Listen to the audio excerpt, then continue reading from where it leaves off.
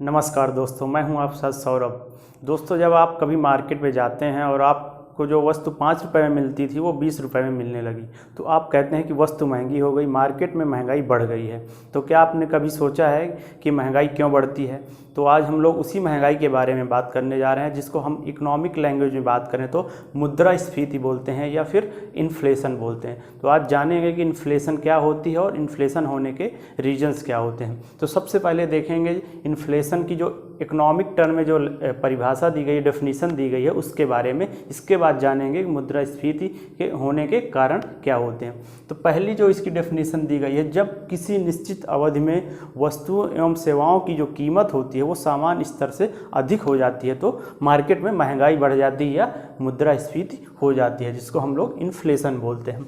अब इस स्थिति में क्या होता है कि मुद्रा की जो क्रय क्षमता होती है वो घट जाती है। अब इस पॉइंट का मतलब क्या है, जो मनी है हमारी, इसकी जो परचेजिंग पावर है ये घट जाती है। इसका कहने का मतलब क्या है? इसका कहने का मतलब आसान सी लैंग्वेज में ये है कि मान लीजिए कोई पेन था एक, वो आपको 4 रुपए में मिलता था। अब उसी पेन को आप खरीदने जाते हैं तो वो 10 रुपए में मिलने लगा।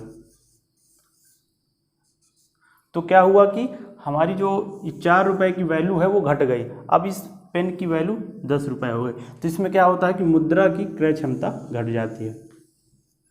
मार्केट में जब इन्फ्लेशन बढ़ती है तो हमारी जो मनी है उसकी परचेजिंग पावर घट जाती है।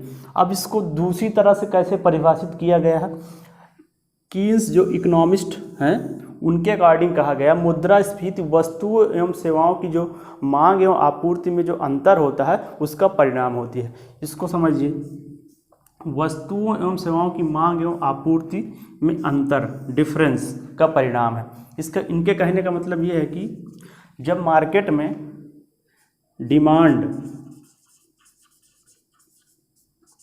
बढ़ जाए और मार्केट में उस वस्तु की सप्लाई कम रहे,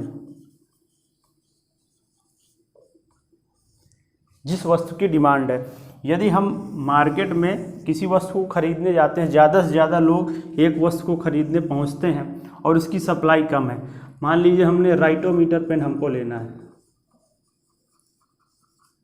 अब इसकी सप्लाई कम हो रही है लेकिन इसकी डिमांड बहुत ज़्यादा है, कई लोग पहुंच रहे हैं, तो क्या होगा? इन्फ्लेशन बढ़ जाएगी। ये राइटोमीटर पेन का जो प्राइस है वो बढ़ जाएगा। तो कीन्स के अकॉर्डिंग मुद्रास्फीति क्या होती है? वस्तु एवं सेवाओं की जो मांग एवं आपूर्ति में जो अंतर है उसका परिणाम है।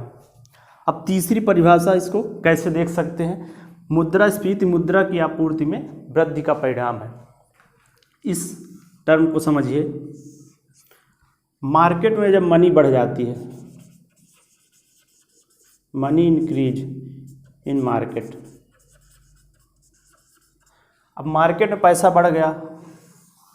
पैसा बढ़ने का मतलब क्या है कि कई लोगों के पास पैसा आ गया, मार्केट में बहुत सारे व्यक्तियों के पास पैसा आ गया। अब कोई वस्तु लेने गए ये लोग, अब ये वस्तु तो लिमिटेड है लेकिन इसको खरीदने वाले कई सारे लोग हैं, तो ये लोग क्या करेंगे? अधिक से अधिक इस वस्तु को खरीदने के लिए अधिक से अधिक पैसा देंगे, तो इस अपने आप इस वस्तु की कीमत बढ़ जाएगी, क्योंकि मार्केट में पैसा बढ़ गया और वस्तु जो हमारी है वो लिमिटेड है। तो इस वस्तु को खरीदने के लिए अधिक से अधिक हम लोग पैसा देंगे ताकि हम इस वस्तु को खरीद सकें, क्योंकि ये लिमिटेड है। तो इससे क्या होगा, जो इसको बेचेगा इस वस्तु को वो इसका प्राइस बढ़ा देगा, जिससे मार्केट में इन्फ्लेशन बढ़ जाएगी या महंगाई जिसको बोलते हैं वो बढ़ जाएगी। तो ये हो गई डेफिनेशन इकोनॉमिक टर्म में मुद्रास्फीति को, जिसको हम लोग आसान भाषा में बोलें तो महंगाई बोलते हैं। अब देखते हैं कि मुद्रास्फीति होने के कारण क्या होते हैं, रीजंस क्या होते हैं, उसको देखते हैं। अब बात करते हैं मुद्रास्फीति के कारण के बारे में। पहला हो गया मांग में वृद्धि के कारण मुद्रास्फीति, दूसरा हो गया आपूर्ति में कमी के कारण मुद्रास्फीति। मांग में वृद्धि के कारण जो मुद्रास्फीति होती है उसको बोलते हैं डिमांड पुल इन्फ्लेशन। जो आपूर्ति में कमी के कारण होती है मुद्रास्फीति उसको बोलते हैं सप्लाई पुश इन्फ्लेशन। इसको या हिंदी में बोलेंगे मांग प्रेरित मुद्रास्फीति, इसको बोलेंगे आपूर्ति जनित मुद्रास्फीति। अब देखते हैं मांग में वृद्धि के कारण मुद्रास्फीति कैसे बढ़ती है। तो इसको क्या कैसे परिभाषित करेंगे? जब किसी जब कोई वस्तु एवं सेवा होती है उसमें जो डिमांड होती है ज़्यादा हो जाती है आपूर्ति की अपेक्षा, तो महंगाई बढ़ जाती है। जब डिमांड बढ़ेगी और सप्लाई कम होगी तो क्या होगा, इन्फ्लेशन बढ़ेगी।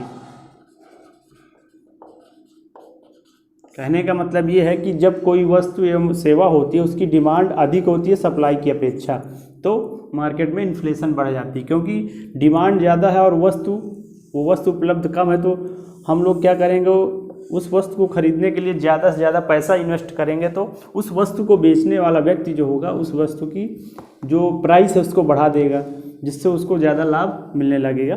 मार्केट में इन्फ्लेशन क्या होगी, बढ़ जाएगी, मतलब महंगाई बढ़ जाएगी। अब मांग में वृद्धि क्यों होती है, इसके रीज़न क्या है। मांग में वृद्धि तब होती है जब जनसंख्या में वृद्धि हो जाती है। एक तो ये रीज़न हो गया।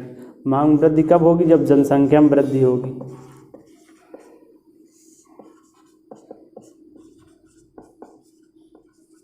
एक रीज़न ये हो गया। दूसरा रीज़न क्या होगा कि जो हमारी परचेजिंग पावर है वो बढ़ जाती है, जब मतलब क्रय शक्ति बढ़ जाती है, परचेजिंग पावर बढ़ जाती है, इंक्रीज हो जाती है। तो जब जनसंख्या में वृद्धि हो जाएगी तब हमारी मांग बढ़ेगी, जिससे इन्फ्लेशन बढ़ेगी। और जब हमारी परचेजिंग पावर, जिसको हम क्रय शक्ति, हमारी क्रय शक्ति जब बढ़ जाएगी तब मांग में वृद्धि होगी, जिससे इन्फ्लेशन बढ़ेगी। अब क्रय शक्ति कब बढ़ेगी, जब ब्याज दर में कटौती हो जाएगी, ब्याज दर कम कर दिया जाएगा। अब हमारी सेविंग, ब्याज दर जब कम होगी तब बढ़ेगी। जब सरकार हमसे इनकम टैक्स कम लेने लगेगी तो हमारी सेविंग ज़्यादा हो जाएगी, हम लोग ज़्यादा पैसा खर्च कर पाएंगे। ज़्यादा पैसा कर पाएंगे तो हम लोग ज़्यादा वस्तुएं खरीदने जाएंगे। ज़्यादा वस्तुएं खरीदने जाएंगे तो मार्केट में इन्फ्लेशन अपने आप बढ़ेगी, वस्तुओं की कीमतें अपने आप बढ़ेंगी। अब परचेजिंग पावर और कैसे बढ़ सकती है,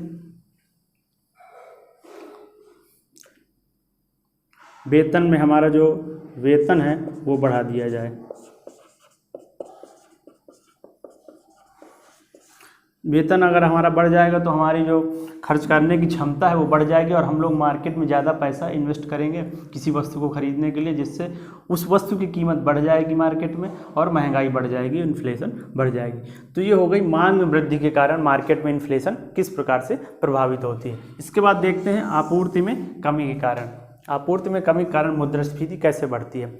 जब कोई कंपनी है किसी वस्तु को उत्पादित करती है, उसमें एक प्रोडक्शन कॉस्ट लगता है, उत्पादन का लागत होती है।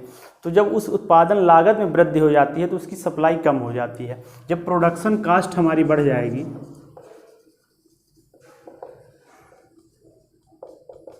उत्पादन लागत जब बढ़ जाएगी तो कोई कंपनी किसी वस्तु को उत्पादित थोड़ा कम मात्रा में कर पाएगी, तो इससे क्या होगी, सप्लाई घटेगी। सप्लाई घटेगी मार्केट में तो किसी वस्तु की जो डिमांड है वो तो है ही है, लेकिन सप्लाई घटती जा रही है डिमांड की अपेक्षा। तो जैसे सप्लाई घटती जाएगी, डिमांड उतनी ही है, तो मार्केट में इन्फ्लेशन बढ़ती जाएगी। इसको सामान्य भाषा में ऐसे समझिए, मान लीजिए कोई पेन है जिसको हम लोग की ज़रूरत है और उस पेन की सप्लाई अब कम हो गई, तो हम लोग क्या करेंगे, उस पेन को लेने के लिए अधिक से अधिक पैसा इन्वेस्ट करेंगे, मतलब देंगे। तो उससे क्या होगा कि जो वो उस पेन को बेचने वाली जो कंपनी है उसके प्राइस मार्केट में बढ़ा देगी, जिससे मार्केट में प्राइस बढ़ेगा तो महंगाई बढ़ जाएगी, इन्फ्लेशन बढ़ जाएगी। ये हो गया। अब लागत में जो प्रोडक्शन कास्ट है, हमारी उत्पादन लागत जो है, इसमें वृद्धि क्यों होती है ये जानते हैं। उत्पादन लागत में वृद्धि क्यों होगी, इसके कई रीजन्स हो सकते हैं। पहला रीज़न ये है कि जो हम किसी वस्तु को जब उत्पादित करते हैं तो उस उत्पादित करने में हमको रॉ मटेरियल, कच्चे माल की ज़रूरत होती है। जब रॉ मटेरियल हम किसी दूसरे से लेने जाते हैं तो उस रॉ मटेरियल की अगर कीमत वो बढ़ा देगा तो रॉ मटेरियल हमको महंगा मिलेगा, तो हम जो वस्तु उस रॉ मटेरियल से बनाएंगे उसकी कीमत भी हम लोग बढ़ा देंगे, जिससे उस वस्तु की कीमत बढ़ जाएगी तो मार्केट में इन्फ्लेशन बढ़ जाएगी। तो प्रोडक्शन कास्ट कब बढ़ सकती है, जब कच्चे माल की कीमत बढ़ जाए, रॉ मटेरियल जिसको बोलते हैं। एक ये हो गया। दूसरा, कैसे प्रोडक्शन कास्ट बढ़ सकती है। अब कोई कंपनी है तो किसी स्थान पर चल रही होगी वो मान लीजिए कोई कंपनी उस स्थान को लीज पर ले रखी है, जिसको वो पैसा देती है उस जिसकी वो ज़मीन है, तो उस ज़मीन वाला जो व्यक्ति है वो कंपनी से बोलेगा कि मुझको और ज़्यादा पैसा चाहिए, तो भूमि का जो किराया है वो बढ़ा दिया।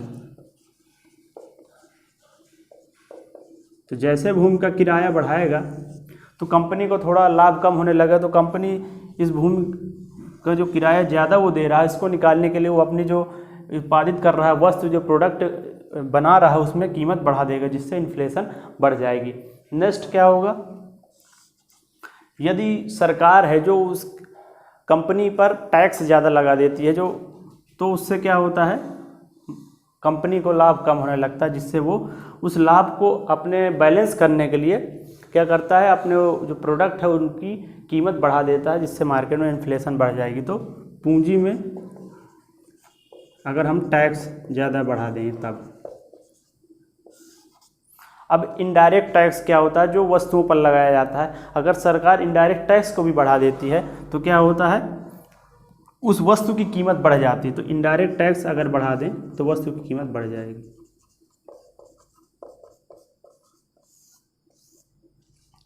इस तरह आपूर्ति में कमी के कारण भी मुद्रास्फीति प्रभावित हो सकती है। तो ये पहले मांग में वृद्धि के कारण मुद्रास्फीति कैसे प्रभावित होती है ये हमने देखा।